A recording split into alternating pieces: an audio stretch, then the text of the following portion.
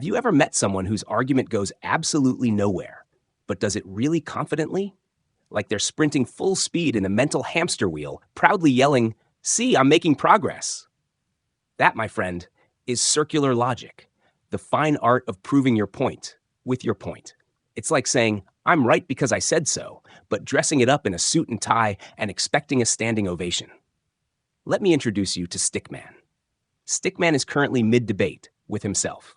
He's in a hamster wheel, running hard, sweating existential dread and yelling, "This wheel is spinning, so clearly I'm getting somewhere." His logic? Flawless. According to Stickman, the reason the wheel spins is because he's running, and the reason he's running is because the wheel is spinning. Boom. Case closed. Take that, Newton. This is the essence of circular reasoning. Your conclusion is also your premise, right? But you say it with enough dramatic flair that nobody notices.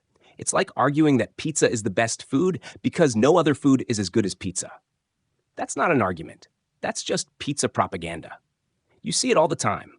God exists because the Bible says so, and the Bible is true because God wrote it.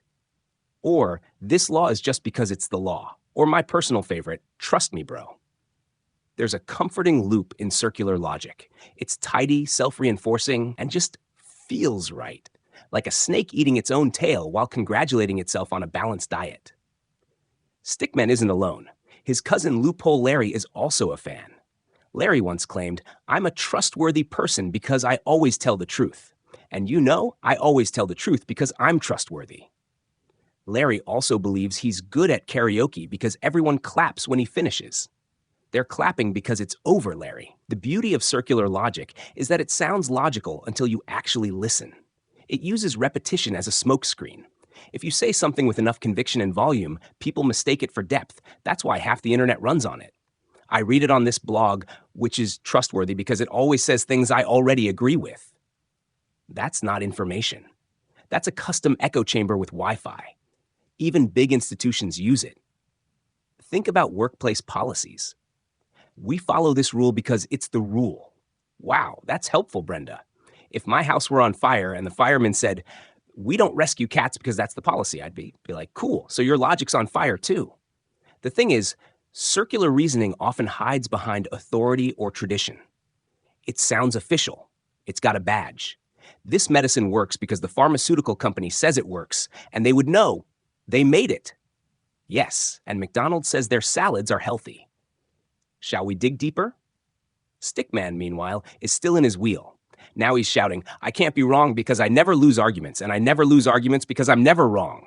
Beautiful, elegant, utterly pointless. But it feels safe. If you never leave the wheel, you never risk falling down. That's why people love circular logic.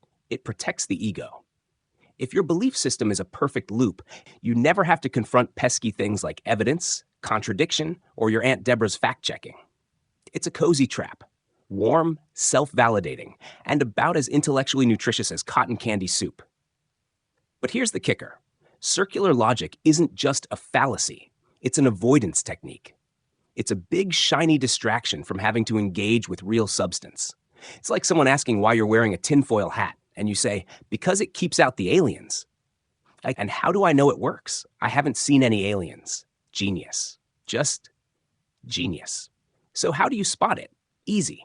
When an explanation starts to feel like déjà vu on repeat, when someone's proof sounds suspiciously like a remix of their opinion, when you ask why and the answer boomerangs back to where it started without ever touching outside reality. And what do you do when you hear it? You gently, kindly, lovingly say, "Hey, did your argument just do a loop-de-loop?" And if they respond, "No, because my argument is valid, and my argument is valid because it's not a loop," then congratulations. You've officially entered the hamster wheel of doom. The solution? Break the wheel. Ask for independent evidence. Ask why something is true beyond "because I said so." Demand logic that actually leaves the driveway. Because when someone's logic just circles back to itself, they're not proving anything. They're just spinning faster, louder, and sweatier. So next time someone tries to impress you with the philosophical equivalent of a merry-go-round, remember, motion isn't the same as progress, and running in circles doesn't make your point stronger, it just makes you dizzy. But who knows? Maybe I'm right, because I'm always right, because I said so. And I said so, because I'm right. Stickman nods solemnly from inside his wheel. Still running, still convinced, still absolutely, gloriously wrong.